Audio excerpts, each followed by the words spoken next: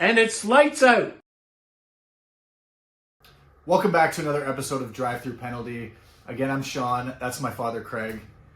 And boy, do we have a lot to talk about. It was sloppy. Every time it rains, so many different things can occur. But Sean, we've got some good news and bad news. What would you like to hear first? Good news, please. Good news is you were in the top 25 in our pool. There's 25 people in the pool. Oh, that's the bad news. There's only 25 guys in the pool. Anyways, I think this gives us an opportunity to see Sean perform his magic because he's way behind. He's a negative, and I think he's going to show you various ways of making some gains because he is not the only person that suffered on the weekend. So, Sean, maybe you want to tell us how to fix this. Guys, I can't believe how bad of a week I had. Going into week one, you're excited. You have your new team. You're thinking the best. Everything looks good on paper. So why wouldn't things go to plan? Well, you guys all probably watched the race and know exactly what happened. I also teased my build last week, which is pretty similar to what I locked in prior to quali, and I would say everything that could have gone wrong went wrong, and it was awful. I'm going to show and break down real quick what happened, and like Craig said, I wasn't the only one who's left with a negative score after week one. I've lost about $3 million in value, and I have some catching up to do, but that being said, it's all part of the game. It's definitely made for an interesting start, but there's certain things I'm going to have to do and look at that's changed since last week. A couple chips that certainly might come into play this week. We'll get into that, but certainly want to look at potentially using the wild card. That goes maybe for a lot of you who had some rough weeks, some rough starts, and are looking to do a complete rebuild. Reasons you might want to do a rebuild is let's think value. The guys that are in the Reds week one, that's probably going to carry over into week two, so we might want to consider a fresh start. The other chip is the limitless chip. We'll talk about why that's a good idea to use, but we'll break it down anyways in just a second. Well, we might as well start now, Sean. All right, so it's that time of the week. We are going to make our picks for the Chinese GP happening this weekend at the Shanghai International Circuit. I waited a little bit. It is now Friday night, almost 8 o'clock. I wanted to give myself a little bit of extra time and have a chance to watch the sprint qualifying just so I can make a better educated decision on my team. What this also allows us to do is see what the grid's going to look like. And on sprint race weekends, you don't have to lock in your team until post sprint race qualifying. This just gives us a little bit more knowledge into the race, going into the race, and hopefully build a better team. So as our team stands right now, all of my drivers are in the red, which is absolutely not good. And one of my two constructors has also lost me money. We have 2 free transfers to work with. Anything we do on top of these 2 free transfers, it's going to cost us -10. We want to avoid doing this as much as possible, although it's not a bad decision in certain cases. But do we want to start losing points so early in the year when we've already started off so poorly? Probably not. That being said, we're going to take a look at some of our options. But there's 2 other chips that we might end up using this week that might benefit our team. The first one is the wild card chip. What that allows us to do is completely reset our team. We get to start fresh, but the one thing we have to remember is our $100 million is no longer $100 million, and I have 97.4 now to work with. So the team we build, we have to stick within that budget. That still might be a good option for us, and we're going to look into that in a second. The other option is the limitless chip. And the limitless chip is extremely powerful, in my opinion, the most powerful of all those 6 that you get to use. But you want to use it on the right weekend. Now, last year, using the limitless chip on the Chinese GP weekend was actually the best weekend you could use it, and the most points were scored. But the thing is, after the weekend, your team reverts back to your old team, and in my case, would look exactly like this. The profit or loss that happens throughout the weekend is still based on my original team. So regardless of my limitless team doing incredible, I'm still going to most likely lose money because these are the drivers sitting in the background. But that would give me the option to have 2 power constructors like Ferrari and McLaren and I could fill my lineup with guys like Piastri, Norris, Verstappen, Hamilton, Leclerc. It would be amazing. This would be a great weekend to do it. But I think I'm going to save it for a little bit later in the season when I have a better feeling of how these drivers are going to perform over the weekend. So first things first, I'm going to look at my 2 free transfers and what this might look like. Probably most likely can't afford Sainz being on my team at the moment. And Alonso's also tying up another big chunk of my budget. So if I were to drop these 2 and work with these 2 driver slots, I could potentially put in Sainz's partner, Alex Albon, who is in the green already and most likely going to make money this weekend. Again, budget is so important because in a few weeks' time from now, hopefully I can have 2 premium constructors or 2 premium drivers. If you've played before, you know that at the end of the season, your team looks completely different than it did at the start of the season. And if you were lucky last year, you might have had somewhere around 120 million by the end of it and had Ferrari and McLaren on your team and Norris and even Russell together. We can't afford that yet, and we're a long, long ways away. So we have to think now, how are we going to get there? And that is by making smart decisions every week and putting in drivers that are going to make us money. Again, we're asking for a lot because of how rough of a start we had. So, it's going to take us some time to get there. But doing swaps like this might be a good start. And dropping Sainz and having Albon in there might be my first move. Stroll would be a good option this week because he looked pretty good in sprint quali. And he looked good in Australia last week. He survived, which is the most important. And as long as he doesn't DNF this week, then we're probably in the green with him as well.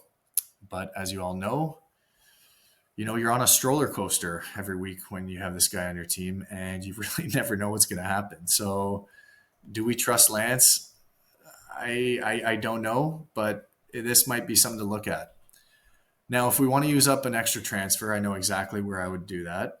And as I said, it would cost me a -10, but it would allow me to remove Bortoleto from my team and put in Nico Hülkenberg. Now, I really like this lineup. Hülkenberg looks amazing this year, and I would have loved to have him on my team at the beginning of the season. But is it worth taking the -10? I'm not really sure. Now, if we're going to use our wildcard chip and start fresh, he would definitely be somebody I have on my team. And it might look something like this. In terms of our constructors, I would most likely like to have McLaren or Ferrari in there, but McLaren's definitely the powerhouse.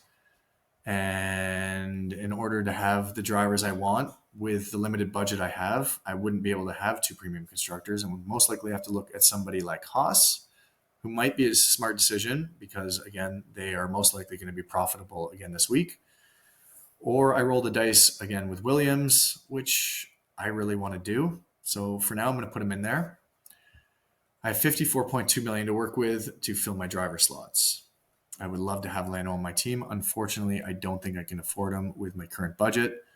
So we're going to have to pass on him for now. And the other top drivers would be Max Verstappen, Charles Leclerc, Lewis, or Piastri.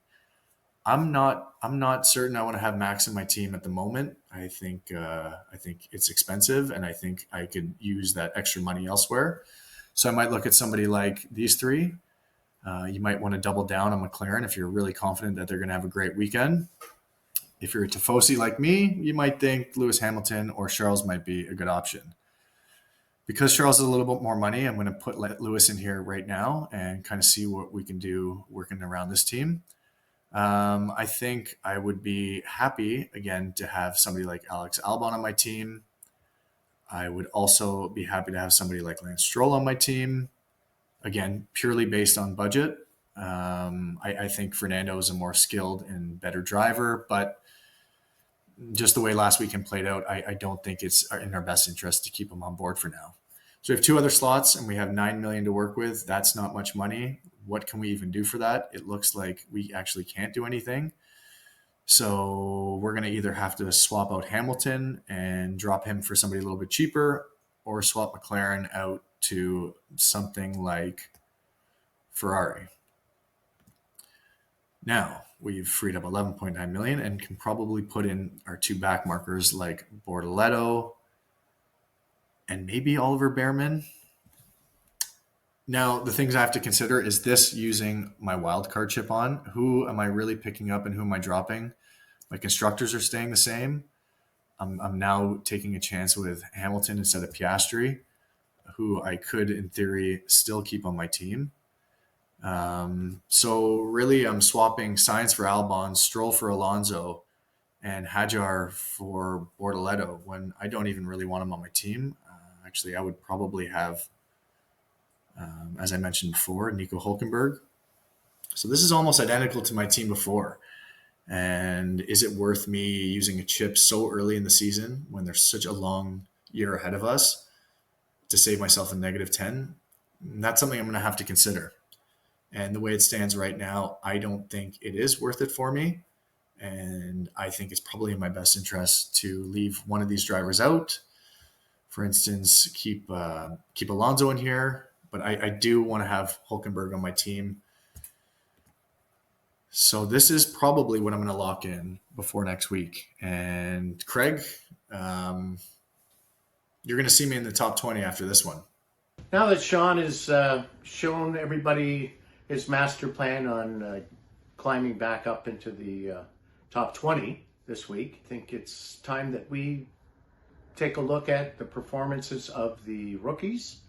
And I think we should start with at the bottom performance, the guy that never made a single lap, and maybe we can kind of evaluate and make a couple of predictions along the way. Boy, oh boy, what a start to the season. For somebody who had Isaac Hadjar on the team and was excited and super optimistic with how he performed, I mean, I couldn't have been more disappointed. I was just getting ready for the race, getting comfortable on the couch. I look up and this guy's already in the barrier. Yeah. Well, I think the only people that were excited about him was you and Isaac's father. That's a tough way to start. Lewis Hamilton's father consoled him later in the day because the guy didn't even get a start. I don't know if you saw what Helmut Marko had to say, but he said it was embarrassing. He's not a man of, that's smooth with his words, but we were all feeling it. It was awful. It was tough to see. But from there, it continued. Moments later, Jack Doom's out of the race, and we all talked about the amount of pressure that's on this guy. Yeah, but he did half a lap, didn't he? Yeah. He did a little bit better, I guess. But that was brutal. And clearly, what it showed were that the conditions were extremely tough out there. But you can really tell who's a rookie and who's been doing this for a long time. You don't see guys like Hülkenberg, spinning out in practice laps and stuff like that. But it was tough on the rookies. Everyone's talking about Liam Lawson and how optimistic they are about his performance and having a mentor like Max. And I'm not even sure that he's a rookie. I felt like I watched him a lot last year. I think he's going to be looking over his shoulder at Mr. Tsunoda, who is also under contract to that team. And if Helmut Marko if he's as diligent about having his way with the drivers, then he might force that move upon the team. Absolutely. And then Bortoleto had a fantastic weekend up until he spun out. It was just one after the other. I'm not saying that these guys aren't going to be good moving forward in the season. I think this is just a little bit of a reality check. I think these guys are going to turn it all around, to be honest. Maybe not all of them, but I still think Isaac Hadjar's got a great season ahead of him. I think Bortoleto's got a ton of promise, but we'll see, right? Who did survive out of the rookies? The Mercedes. Kenny Antonelli. And the Haas. And Ollie Behrman. And if you watched the beginning of the weekend, you watched FP1, 2, 3, you would have probably put Ollie Behrman at the bottom and maybe even moved him off your team in fantasy, but he survived. He wasn't in the points. I think he finished 12th, but I think there's a lesson to be learned with all those rookies that didn't finish. And when you have rain like they had rain in Australia, and you can expect it in Japan, you can expect it in Belgium. Typically it rains there. Be very careful with your selections in just saying ahead of time. This is my thinking, that I like to go with the veterans, as Sean mentioned earlier as well, because those guys know what not to do. And, you know, you think back over the years, some of the great drivers in rain, Schumacher and Ayrton Senna, you know, guys like that. So we watched Mac's performance last year in Brazil, and it was spectacular. He obviously... It was spectacular, that one. Yeah. Like he was by far the best car out there. These guys didn't do so well either. There was one point during the race. Hamilton was leading for a brief moment. I probably jinxed it, texting our group chat, but anyways, they didn't look so hot. They finished 9th and 10th just in the points. They got a lot of work to do, especially if they plan on catching up to McLaren. Kick finished with more points, or ahead of them at least. Williams looked real good. So, you know, they have a lot of catching up to do, a lot of work to do on that car, and we just really need Hamilton to find his groove at Ferrari. But that was my biggest surprise, was Sainz going out early. If you were watching, it just looked like his car just planed out of the middle of the track and into the wall. I mean, it didn't make any sense. It didn't look like he was spinning out of a corner. Maybe he hit those white lines that are very, very slippery, especially on road tracks, because the other 51 weeks a year they use that road as a proper street. I definitely didn't expect that out of Sainz, but it happens. It happened last season too. There were a couple of instances where, you know, it was a racing incident. And, but we didn't. You didn't really talk about the rookie in Mercedes and what a great job he did. Now maybe it's because there wasn't too many cars left, but he looks real out there. And in the pool that Sean just talked about, he's worth a lot of money. So he certainly doesn't get treated as a rookie in the pool. Yeah, but Craig, I don't know if you remember, there was a lap where he got extremely lucky. He did what everyone else did. He spun out. He did a 360. Luckily, there was enough room for him to straighten out and get back on track, but he almost fell victim to a crash like the other ones. He did. He just had more runoff to use up. It's time for another history lesson. What do we have for us this week, Craig? Well, we've done 1972, we've done 1975, and I think we should talk about 1976. 1976 was the 30th season of Formula One racing, and 1976 I went to Watkins Glen again, and this is proof of the pudding. Always wondered what I'd do with these old programs, but they've come to use, I guess. 76 was quite bizarre, and it was very, very competitive, and especially between James Hunt and Niki Lauda. And the reason it was, they were back and forth. They were actually really didn't like each other, and they all actually were friends. It was kind of one of those love-hate relationships. And they had met many times prior to Formula One racing, so they kind of knew each other's style, and Hunt was the playboy, and Niki Lauda was more the businessman. But in this particular year, I think Lauda had won the championship the year before, and then this time Hunt and Lauda were back and forth. There was other teams in there as well, but I think there was controversy that started in Spain, and Hunt had won, and Ferrari later complained, and Hunt lost, and Lauda won, and then a month later it was overturned, and Hunt won again, and this time Lauda and Ferrari were so upset that they sat out the Austrian Grand Prix, and this went back and forth all season. There was all kinds. There was ones where James Hunt ran off after a big pileup on lap one and used one of the side, I'm not going to call it a road, one of the side paths, which was illegal to get through the pits. And so this went back and forth, and then it all kind of came to a highlight in Nürburgring in Germany, and that's when Niki Lauda had that crash that was horrible, horrifying, and he burnt his lungs, and if you've seen pictures of him after, he did a unfortunate. He burned his face up pretty good. And it took him a while to get back, but it would have kept you or I out for 5 years, or maybe never get in a car again. But he came back after about 3 races because he was so upset that James Hunt was going to win the championship. And he came back and he was quite competitive. I think he got on the podium the first time that he did that. And when it came down to the final race of the season, it was in Japan. As I warned you earlier, Japan, it was horrific weather. It was pouring rain. And they had their meeting before the race, and some guys thought it was unsafe, and the crazy guys thought, yeah, that's okay. That's why we do what we do. And about a quarter way through the race, Niki Lauda pulled in and parked his car. He said it was just too unsafe. And James Hunt went on to come third in that race, which gave him the championship by 1 point. And if you want to see a really, really good, it captivates us really well, is the movie Rush. And if you haven't seen the movie Rush, see it. Rent it, do whatever you have to. It's fantastic. And I was at a couple of races that year.